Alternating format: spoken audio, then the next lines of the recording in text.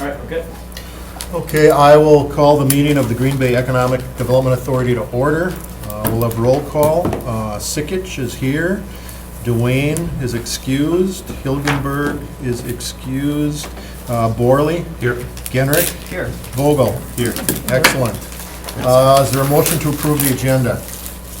I'll move. Second. Moved by Vogel, seconded by Borley. All in favor, say aye. Aye. Carried. Approval of the minutes from the December 9th, 2015 meeting. I want to entertain a motion. So move. Moved by Genrick. Is there a second? Second. By Vogel. All in favor, say aye. Aye. Motion carried. Okay, items for action. Request by Alderman Tom Dwayne to have staff check for contamination on the Old Tillman Nursery property on University Avenue that may be eligible for brownfield grants. Kevin? Sure. With that, this follows up on a recommendation or a communication that was made at the last council meeting. Alderman Tom Dwayne made this on behalf of a constituent who wrote him. Included that in your packet. Basically, got Julia actively working on our brownfields program. So just ask to refer this to staff and Julia take a look and come back with a report next month. So move. I'll make a motion. Moved by First step. Borley. Is there a second? Second. Second by Genrick. All in favor, say aye. Aye. Carried. Item number 5, offered by Spire Group Limited or its assigns to purchase 13.15 acres of parcel 21-171-2, and item B, secure an option to purchase the remaining acreage of parcel 21-171-2. Staff recommendation to be discussed at the meeting. Kevin? All right, so this is a parcel we've talked about a few times here. And apologies to Mr. Mindall. There is an address on it, 1038 Erie Road. That must have just been updated. So this is our large 28-acre parcel out in the I-43 Business Center, southwest corner of Mason Street and Erie Road. This is one at the end of last year, we recommended changing the zoning of this district from entertainment to light industrial. With that, we have a potential light industrial user who was interested in making an offer to purchase the property. That is Spire Group Limited. And they have produced an offer, which I sent out to you in the packet. If we want to go into closed session to talk about some of the terms within and negotiate some of those, I think that would be appropriate to do so. Just a general overview, they would look at purchasing roughly 13 acres of this parcel, and they're also interested in an option on the remaining acreage. So that is with the offer that is here before, and I guess in terms of making this, it's under the EDA's purview in terms of whether or not to sell this land and at what price. And so that's the I guess action item that's before you today. What's the status of the rezoning? So the rezoning it's basically referred to Plan Commission to do the rezoning. It went through Plan Commission in December, and it went through its first reading at council in December. It is actually up at its second reading at our next council meeting. I have not heard any discussion or opposition in terms of this. I mean, it makes sense as we've discussed all along. This area primarily suited for industrial uses. It just doesn't quite make sense for entertainment, and this fits more appropriately. Now, the 50,000 per acre, is that our current, is that what the land is out there that we're asking for as far as in the industrial park? Correct. So that approaches the number that we've sold some of our last property at, and I think that's a point for us to discuss if we feel that's still an appropriate number to sell the land at. Is there anyone here, Mr. Chairman? Is there anyone here to represent the buyers? No, I guess not. No, I mean, they were not present at this meeting. They do have some information, just given the, I guess, two things. One, competitive nature of their product and the negotiation that we have here. you do want to go in closed session, there's some more information that they were willing to disclose at this time in order to, I guess, help in terms of the negotiations about being a willing seller in this case. So I do have some information that they were willing to share about the project, which we could discuss. Sure. Well, if the Session. committee would like to go into closed session, we can have a roll call vote and do that. I'll move to go Right. into closed session. Okay, moved by Vogel to go into closed session. Is there a second? Second. Second by Borley. All in favor, say aye. Aye. Do you want to read the closed session? Oh, yeah, you gotta read. that. Oh, I'm sorry. Yeah, that's okay. Yeah, we gotta do it. The authority may convene in closed session pursuant to sections 19.85 paren E, paren 1, paren E, Wisconsin statutes, for purposes of deliberating and negotiating the sale of public properties, investing of public funds, or conducting other specified public business as necessary for competitive or bargaining reasons. The authority may thereafter reconvene in open session pursuant to section 19.85 parent 2 Wisconsin statutes to report the results of the closed session and consider the balance of the agenda. As far as the roll call, Vogel voted aye, Borley voted aye, Genrich voted aye, Sikich voted aye. So we will now go into closed session. Thank you. Oh, go. Dave, oh, you can, Oh, oh, all okay. right, that's fine. No, I was just going to talk to you. Oh, okay. I'll resume the video. Yeah. Yeah, you can open it back up. So do we want a motion now to return to- Yeah, I'll make a motion. Okay, moved by Borley to return to regular order of business. Is there a second? Second. Second by Genrich. All in favor, say aye. Aye. Aye, motion carried. Okay, item 6, director's update. On we number want to 5, you want to make make a a motion motion? to proceed for Oh. number 5? Oh, to have staff proceed with our We have to make a motion recommendations? to give them the approval to make, right? You need Yes, To make yep. a motion to take that off, to make that off. Correct. Okay, I'll entertain a motion. Moved by Vogel to, To counteroffer on the Spire Group offer to $60,000 an acre, with an option on the other acreage, the other 10 acres at $5,000 total for 1 year. Okay. is there a And second? staff has the ability to negotiate down to $50,000. Okay. Is there a second? Second. Second by Borley. Any further discussion? All in favor, say aye. Aye. Aye. Carried. Okay. All Item right. 6, director's update.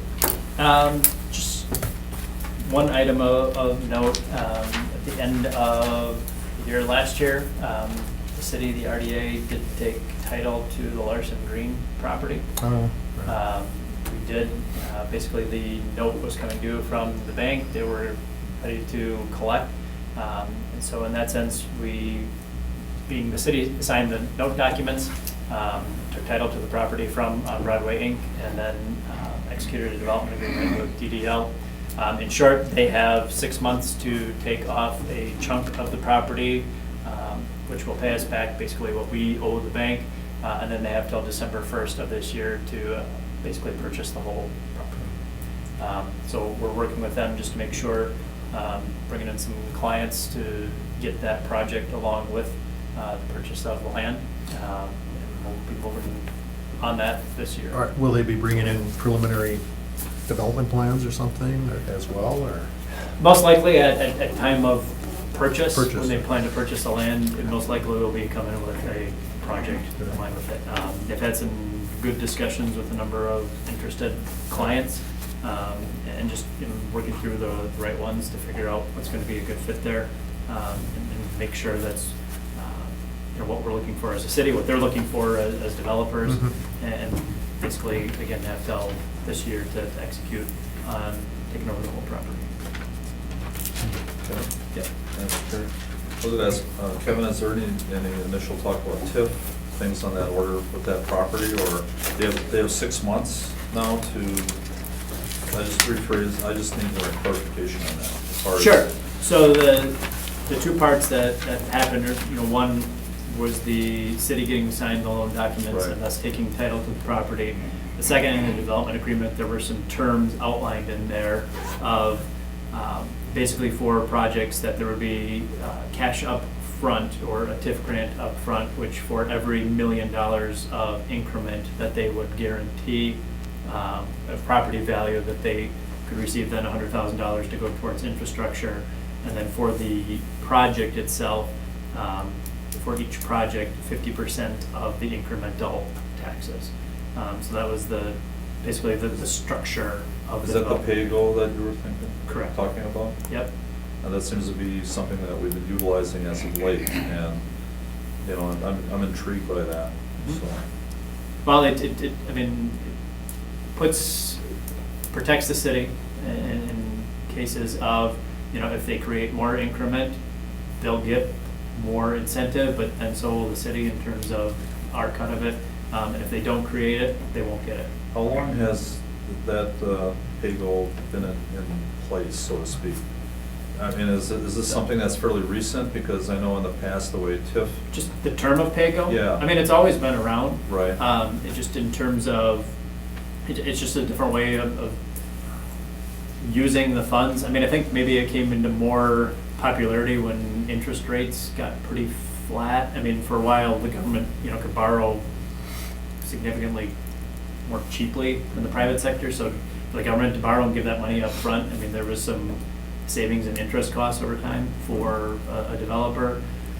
When interest rates, I mean, they're still not that incredibly different. So you know, for some, pay-go, you know, makes sense. Okay. You know, some would say there's still a lost interest cost in there, but yeah, I mean, it's always been around. It's always a tool that can be used. That's good, thank you. Are we just being a little more creative in utilizing those tools out there as a department, as the city? To really move forward development is really what you're trying to establish. Well, and I think, you know, you want to have consistency, but you also want to look at every project on its merits and where it's coming in terms of timing. And you know, at the end of the day, the purpose of TIF is to fill a gap to help a project happen that wouldn't otherwise exist.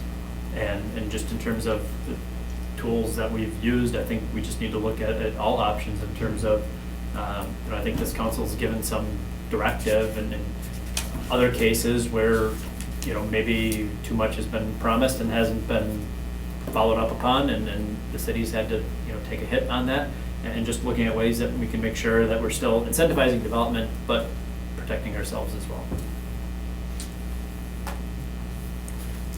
The Brownsfield grant that was submitted and everything, I assume? Yep, it was submitted. Actually, this may not be the best news for other communities, but 18 communities in our region weren't able to correctly submit the application, and we got ours in. Oh, really? So, Excellent. We're one of Well, that's 3 exciting. Wisconsin communities. Yep, Oh, we wow. weeded out some of the competition. So are we in, or? We're in. Oh. We're in. Next excellent. competition, we Hey. We're in the Yes. competition. Good, yes. good. Excellent. There was That's just some cute. issues with the submission form, I guess, Oh. and we kind of lucked out. Did you have more, Kevin? No, that was just Okay. the one major project I just wanted to update on. And then just internally, we've been talking a little bit just about kind of some plans and objectives for 2016. So probably we'll be bringing that back to you to kind of, we made a goal as a department to do an annual report. And so to look Sure. back at 2015 and bring something in February, just kind of say, here's what was accomplished last year and here's what we're setting out for priorities for this year. Anything new? We talked the last time about an economic development study east of Lambeau, that area back. Uptown, yeah, and I think Oh, Alderman. that's Uptown? Yep, Okay. Alderman Weary's definitely helped with that in terms of making sure we don't Good. forget. We actually have a discussion on Thursday to finalize a Good. request for qualification for that, Okay. and then we'll send that out. We've already met with some consultants, as I said, just to Good. kind of discuss what we Yeah. should be putting in there. So we sent that out, we'll probably put a few weeks for responses, and then based on, you know, where costs come in, you know, move forward with selecting a consultant this Mhm. spring with Mhm. getting the plans in order, you know, this summer. One of the things that we've looked at and discussed is just, you know, making sure we've got a good long-term strategy for that area.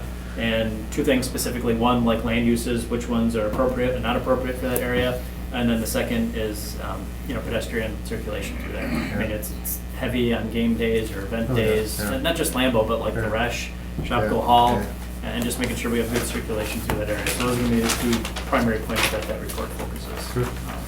Gary?